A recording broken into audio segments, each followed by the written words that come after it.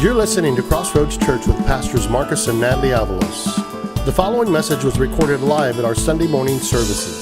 For more information, go to www.crossroadsc.com or visit us in one of our Sunday morning services at 8:30, 10, and 11:30. And now prepare your hearts as we receive this morning's message. I want to ask you a question this morning. Have you ever woken up one morning, laid in bed, looking at the ceiling and thought to yourself, ugh, I have to do this again? Anybody, you can raise your hand. Those who aren't raising your hand, they're all lying. Because we've all been there, right? You ever had a situation in your life where you're like, why can't I get a handle on this? It's like I've tried, and you're a kid maybe. And I've tried, and I thought we were making progress, and then one day it's like going backwards, and you go, ugh, again? And you kind of get to the point where you just go, what's the point of even trying? Anybody ever been there? Don't lie. Okay. We're going to talk about that this morning. But I want to tell you guys a story about one of the most frustrating things that ever happened in my life. It happened when my wife and I, we moved to Peru. We'd been married about 2 years. We moved to Cusco, Peru. It's a little town in the Andes Mountains. We were going to be missionaries. And when we got there, the Lord provided this amazing apartment for us. It was this little 2-bedroom apartment on the second floor. And then our landlady lived on the third floor. She was a great lady. And our house was right on this road. So we had a main road here, and this was our apartment, and we were on the second floor. And just next to us was this empty alley. And it was a dead end. There was nothing here. There's just a wall and then a wall here. And it's just this dead end alley. And I remember the first time we went to look at the house, the door was over here. We came in off the street, and I remember going, it smells like urine. It smells like somebody peed here. And I didn't take any notice of it. I noticed it, but I didn't bother with it. And we got in the house. We're like, this house is perfect for us. So we ended up moving into the apartment. And I'll never forget the first morning we're in the apartment. I'm sitting there drinking my coffee, and life is good. And this guy walks around the corner, unzips his pants, and starts peeing on the wall. Right here. I was like, what? So I didn't know what to do. I'm just sitting there sipping my coffee. I'm like, what kind of an ogre pees on the wall, like right here on my alley? And a few minutes pass, another guy walks in, starts peeing on the wall. And I'm thinking, oh my gosh, it's like an epidemic. Everybody comes in and pees in my alley here. Then it got really weird when this lady walks up in her skirt. She walks up, leans against the wall, and just leaves a little puddle and then walks up. And I'm like, oh, no, you didn't. I started getting annoyed. So I said, you know what? I'm going to clean up this alley.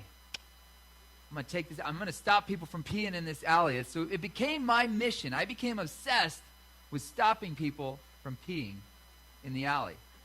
So every morning at breakfast, I would sit there, I'd be drinking coffee, and I'd look out the window, I'd be like, watching them, and sometimes I'd catch it too late, and they're already peeing, and I'd be like, hey, este no es un baño. This isn't a bathroom. And then they look at me like, well, what am I supposed to do? I'm like, midstream, right? So how do you stop? So it was this, I was just constantly looking out the window, watching for people to pee so I could yell at them. In fact, it became such an obsession that I got a little bit insane at one point. When I looked down one time late at night, and these 2 super drunk dudes were peeing on my door. I said, oh no, this is not. So I ran over, I filled up a bucket of water. And as they were peeing, I looked at them and I was like, I just doused them with water. Felt very proud of myself as a missionary. And they started yelling at me, and all of a sudden I was like, they're too drunk to remember what happened. Anyway, I was starting to feel like I had the pee thing under control. I was yelling at them before they could pee in my alley. And then it got worse.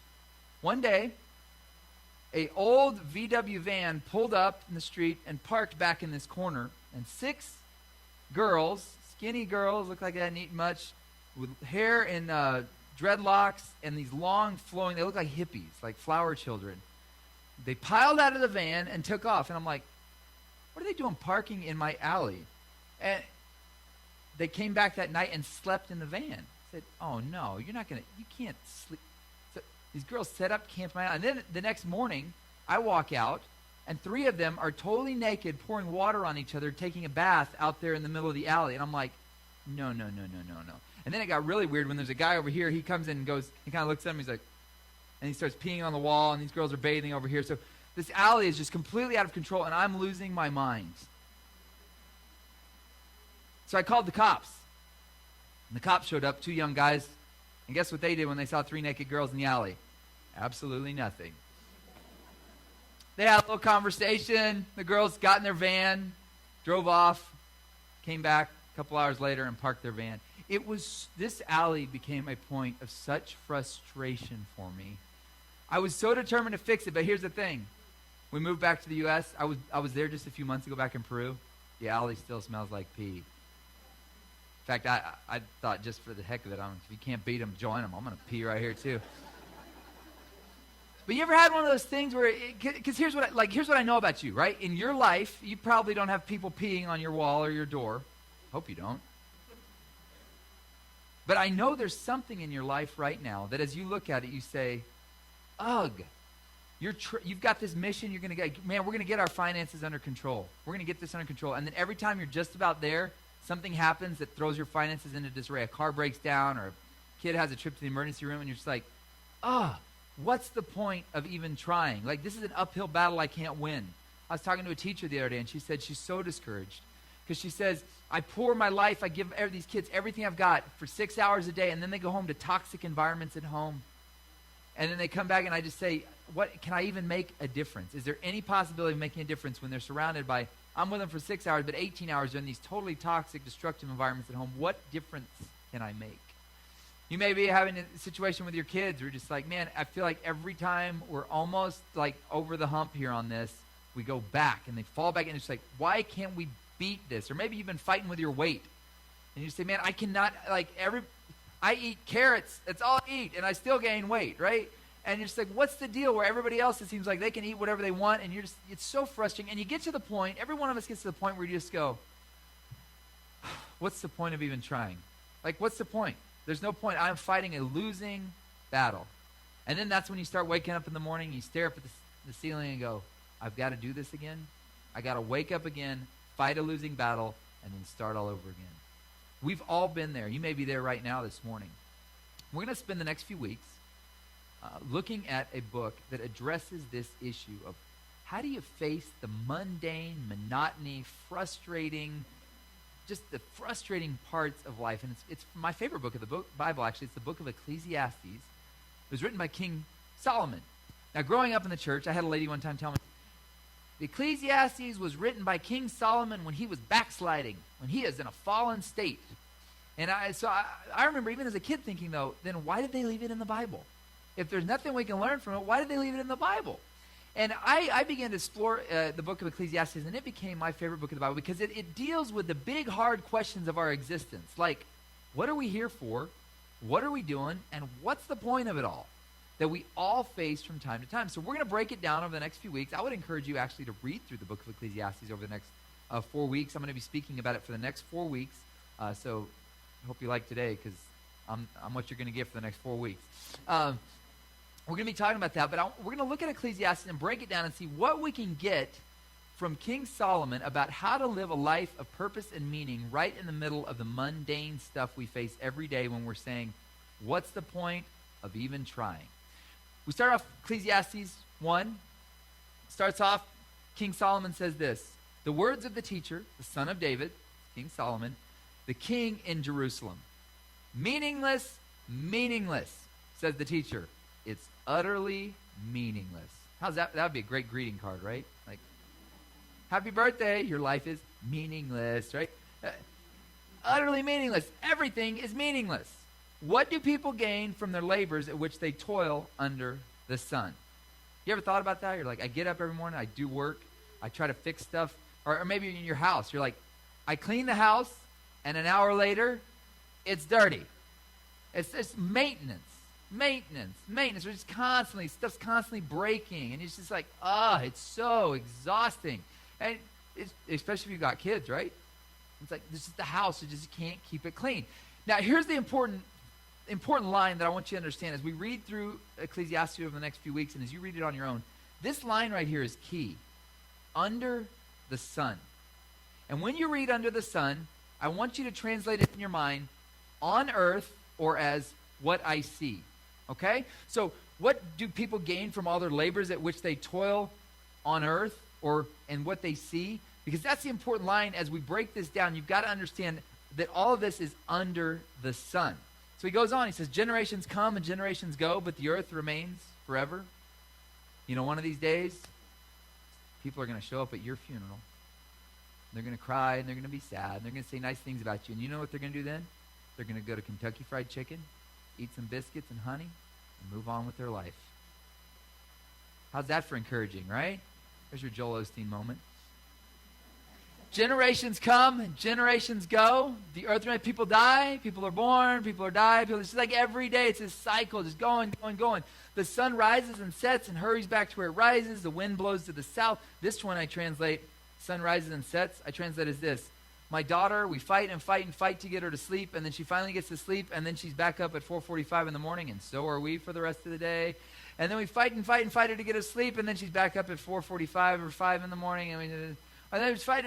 It's like, ugh, does it ever end, right? The wind blows to the south and turns to the north. Round and round it goes, ever turning on its course. All streams flow into the sea, but the sea never is full. It's just like, you ever been in one of those things where you feel like you're pouring your life into something, but it's just like you're pouring your life into an empty bucket and it just keeps going out. And you're like, I put so much energy into that, and it's just washed away. King Solomon gets it. The place the streams come, there they return again. All streams flow into the sea, yet they are never full. All things are wearisome, more than one can say. The eye never has enough of seeing, nor the ear its fill of hearing. What has been will be again. What has been done will be done again. I was talking to a pastor the other day, an old pastor, and I said, hey, have you heard this new take on God that this guy has, this one author? And he's like, oh, is that going around again? I said, what do you mean? I was like, that's new. He's like, nah, that's 50 years old. He's like, somebody just repackaged it and put a new name on it. You ever notice that? So much of life, if you actually do the history on it, history repeats itself. Really, it really does repeat itself. Hey, we just package it and put a new name on it. It says, that's what he's saying here. He says, what has been will be again. There's nothing new. Where? Under the sun. What is crooked cannot be straightened. What is lacking cannot be counted. Ah, that's encouraging. Makes you feel good, huh? Trust me, I'm going to pull this one out with something positive, okay? But let's just sit here for a second.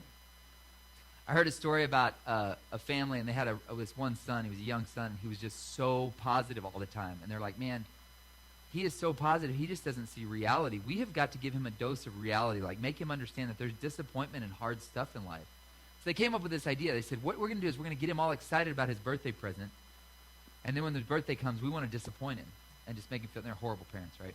Don't do this. So this kid, he's so positive, and they're like, hey, your birthday. Finally, the birthday comes, and they take him outside to show him his birthday present, and they bought him a pile of manure. And the kid goes,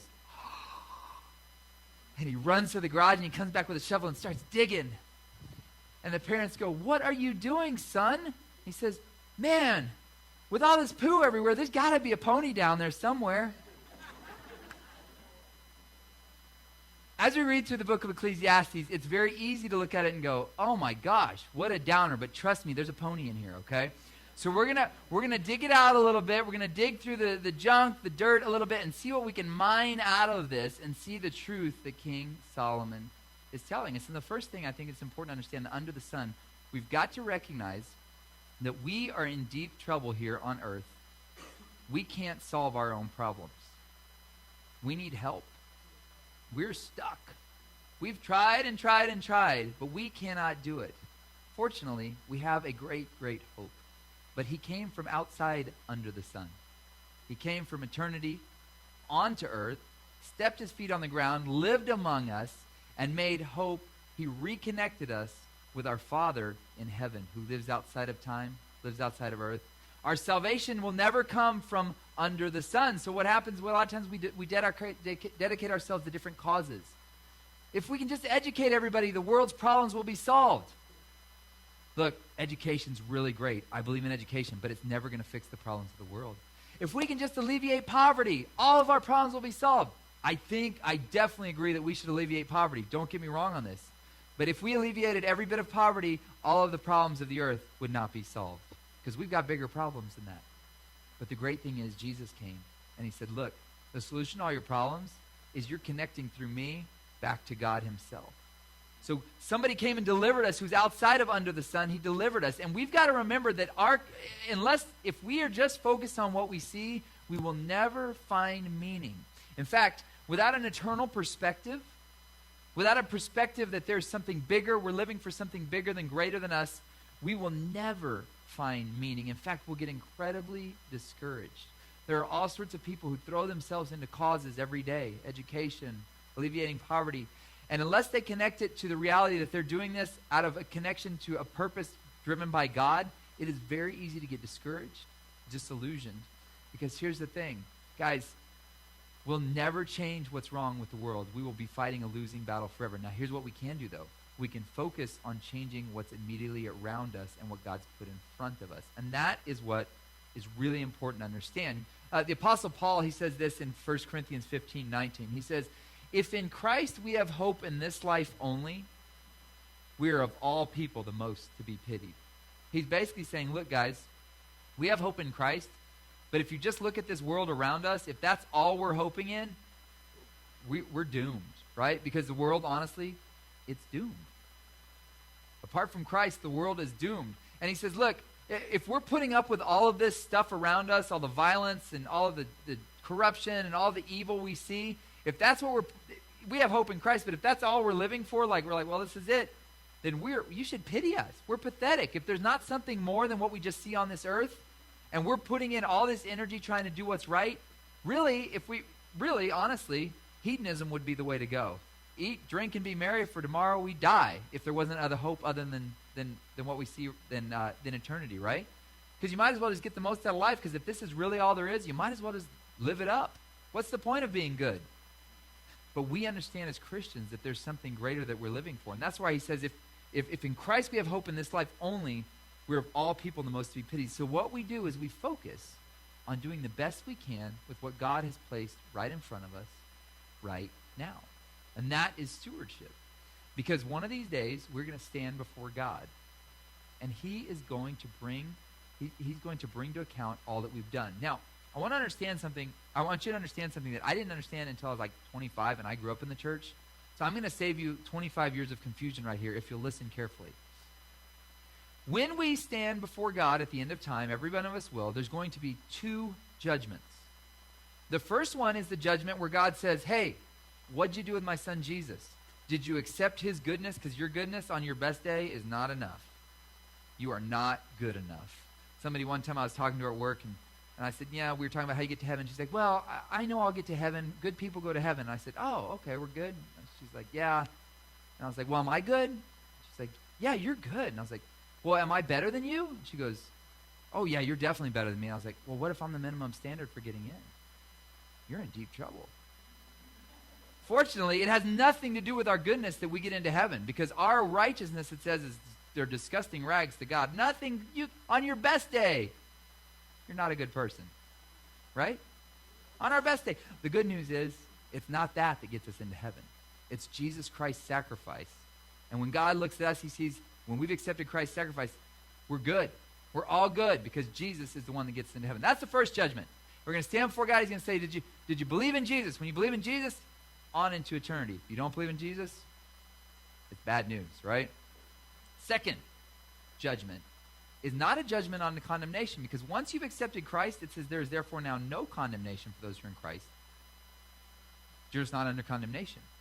So here's the important thing to understand. The second judgment is a judgment for reward. I don't even like to use the word judgment, but it is a judgment. It's called the Bema seat. B-E-M-A is the word that they use in the Bible. But it's a judgment where God says, hey, I've seen your faithfulness. You know when you were taking care of your kids and you felt like you weren't getting any validation for what you were doing? You know when you were cooking all those meals? You know when you were taking care of the poor people? You know when you were being faithful with your finances? You know when you were taking care of your health even though it was so hard? You know what? I saw that. Nobody else saw it, but I saw it. And I'm telling you, good job. And now here's your reward. That's what Paul's talking about in 1 Corinthians when he says this. He says, now it's required that those who have been given a trust, when you've been given something by God, you must prove faithful. Therefore, don't judge anything before the appointed time. Sometimes we judge situations based on what we're seeing instead of not realizing that the story's not written. So maybe in your life, people are judging and saying, man, you're not going to change. You're saying, hey, the story's not written yet. I'm not done yet. God's not done with me yet, right? Don't judge before anything's appointed time. Wait until the Lord comes. When he comes, he will bring to light what is hidden. And it says in darkness. And I think what he's talking about there is those things that we do every day that are faithful things that we think nobody sees. but we're doing the right thing even when nobody's looking, don't worry, somebody's looking. God is looking. He wants to reward you for that. And it says he will bring to darkness and will expose the motives of your heart. He'll show what was really in there. And man, that's going to be a scary day because some of the people that we think have it going on don't. At the time, each will receive their praise from God. And then check this out. This is where it gets really intense. If anyone builds on this foundation using gold, silver, costly stone, wood, hay, or straw, basically stuff that won't last, their work will be shown for what it is, because the day, that's that day we stand before God in the judgment of rewards, will bring it to light. It will be revealed with a fire, and the fire will test the quality of each person's work. If what has been built survives, the builder will receive a reward. Now, what this means is, if you're building on the wrong thing, if you're focused on the wrong thing, accumulating wealth, accumulating things, God, all that stuff's going to burn. The only thing that's going to last is what did you do with the people and the relationships around you? Did you invest in that? Did you do the best you could with that? And again, it's not going to be a judgment on the condemnation where God's going to say, get away from me. No, you're in the gate, man. Once you've accepted Christ, you are in the gate. But all from here on out, it's about the rewards we're going to get for doing what's right, even when it's hard, even when no one's looking, even when it feels mundane and rote. And we say, what is the point? The rewards we're going to get, God is going to see. He sees, and he will bring those to account. He'll bring them back up. But here's the thing. He doesn't ask you to do something with something you haven't been given. So sometimes with something you haven't been given. So sometimes we feel like the challenges of the world are so big. How can I make a difference? And listen, you're not going to change the world. But here's what you can change. You can make a difference right around you and the people that the Lord has given into your life. Your kids, your family, the finances he's given you. And here's the crazy part. When you're doing it right, it doesn't matter what the resources you gave. God's going to evaluate you based on what you did with what he gave you. So there's going to be a lot of people that we look at and they had a lot of wealth, a lot of resources, and you may say, man, I got nothing compared to what they have. That doesn't matter in God's eyes. He's going to ask you, what'd you do with what I gave you? So there are going to be some people that had a lot of resources on earth, and they're going to stand before God, and it's all going to burn up, and they're going to go, oh, where'd all that good stuff go? And then there are going to be other people that we look at them and say, oh, they're nothing. They had nothing. They were born on the wrong side of the tracks. They didn't have anything to offer, but yet they took what they had, and they said, God, I'm doing this for your glory because I know there's something bigger than me. And man, I didn't have all the money. I didn't have the best family relationships. I didn't get the parents I wish I would have had. I got a bad start, but Lord, look what I did with what you gave me. And that's the stuff that's going to hold up. And he's not going to judge based on what you had. He's going to judge based on what you did with what you had, no matter how small it may seem. And that's going to be a good day because he's going to bring into light everything that's been hidden. So when you begin to ask yourself, you feel frustrated, you wake up tomorrow morning and you say, what is the point? What's the point? With these kids, what's the point? This work, my job, what's the point? Eternity's the point. Eternity is the point of everything you're doing. Now, can you imagine the shift that could happen in your life if you started to see it this way? And those kids are driving you insane. Say, oh my gosh, what is the point? It's like I try and I try and I try, and these kids are still, there's nothing changing. But what if you start to say, hey, you know what, God? I recognize that these actually aren't my kids. They're your kids. And you've been giving me a responsibility to take care of them, so I'm going to do the best I can. Because I know that even though this is hard and it's miserable and I feel like I'm fighting a losing battle, I know that ultimately, Lord, when I put my heart into this and do the best I can, when I go, get parenting classes, read books, whatever it is, when I pour my heart into that, I'm actually, who I'm serving more than my kids is you. Can you imagine if at work, that boss that drives you crazy, you say, man, I hate my job. I hate my job. I hate my job. But you know what? This is the job God's given me. And by all means, send out resumes, right? But for right now, the job you're at right now, it's the job God has given you. And what if you started to say, I'm not working for this boss. No. Above all, I'm working for God himself. And whether I get any credit from that boss who's so annoying, or whether I get any credit from the company, I work in this little small cog in this huge corporation, I work every day for the honor of God in that day when I stand before him. What if you did that with your health? God, man, I would much rather eat Twinkies all day, but I know that my body is a temple where you've chosen to dwell. I'm going to take care of myself, and I know that I may not see the success other people see, but I'm going to do the best I can to take care of my health. Your kids, your family, your finances, your career. What if you started to see the eternal connection between what you're doing and what God is going to say one day to you when he sees how you've handled what he's given you? What a shift in perspective. Wouldn't that change your life? Tomorrow morning you wake up and you say, you know what? Everything that happens today, no matter how annoying, frustrating, or rote it is, I'm going to do it to the best of my ability, knowing that I'm going to get a reward from God one day. And there's nothing wrong with living for rewards, you guys. Honestly, there's nothing wrong with it. I used to have people tell me, you should do it just out of duty for what Jesus did to you. Whatever. Every time God gives you asks for your obedience, he offers his promises on the other side. He always offers a promise on the other side. And there's nothing wrong with living for that, because what he's asking you to do is to become all he wants you to be. And there's nothing selfish or greedy about wanting to become all God has for you. He has great things in store for you, if you'll choose to not focus on what you see and live for eternity. I'll close with this paraphrase from the message of 2 Corinthians. I love this. This is what Paul says. He says, hey, we're not giving up. We are not giving up. How could we? Even though on the outside it often looks like things are falling apart. Man, you look around at the world, you look at Facebook, you watch the news. We're doomed. It looks like it. He says it looks like that on the outside, but on the inside where God is making new life, not a day goes by without his grace unfolding in us. He's doing something in you. He who began a good work is working in you. These hard times, they are small potatoes compared to the coming good times, the lavish celebration prepared for us. There's far more here than meets the eye under the sun. And this is where he closes it out. He says this, the things we see now are here today, they're gone tomorrow. But the things we can't see now, they will last forever. That's that living for eternity. You look around and you say, man, sometimes it's so discouraging. Sometimes I feel like there's just no hope. I don't think I'm going to ever get a hold of this. There's always somebody peeing on my wall. We get frustrated, but listen, don't give up hope. Recognize that you're living for something way bigger than what you see. And what you're living for is, man, it is going to be worth it. On the other side, when we stand before God and he says, you did so good. Come on in. Enter in to your eternal rest. That's what we're living for. When you live with an eternal perspective, it infuses meaning and purpose into everything in your life. So never forget it. Tomorrow morning when you wake up and you say, oh, I got to do this again, stop. Think about what you're thinking about and say, no. Today is another opportunity for me to bank, to put more money in the bank of my rewards that the Lord is giving in heaven, because I'm going to do everything unto him. I'm going to cook this meal as if it were Jesus himself. I'm going to do the best I can. I'm going to take care of these kids as if they were God's, because they are. I'm going to do this work as if God himself were my boss, because he is. And when you focus that, it brings purpose and meaning to everything you do. Eternity is the point. You guys receive that?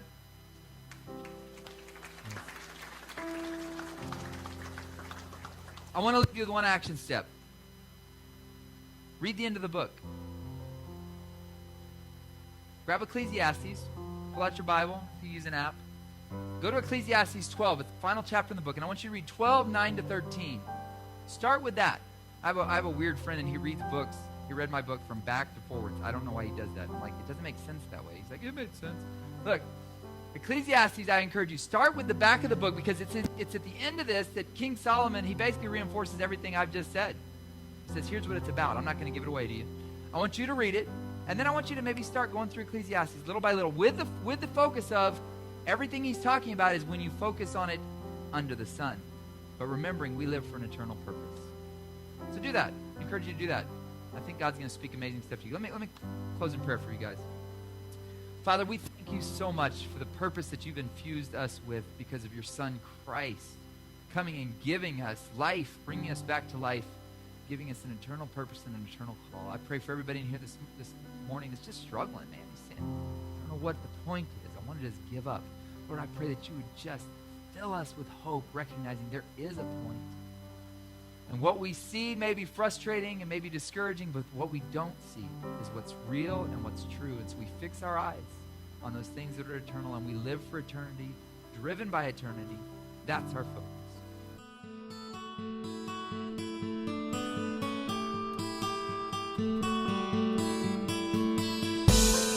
Thank you for listening to Crossroads Church. We trust this message enriched your life in some way.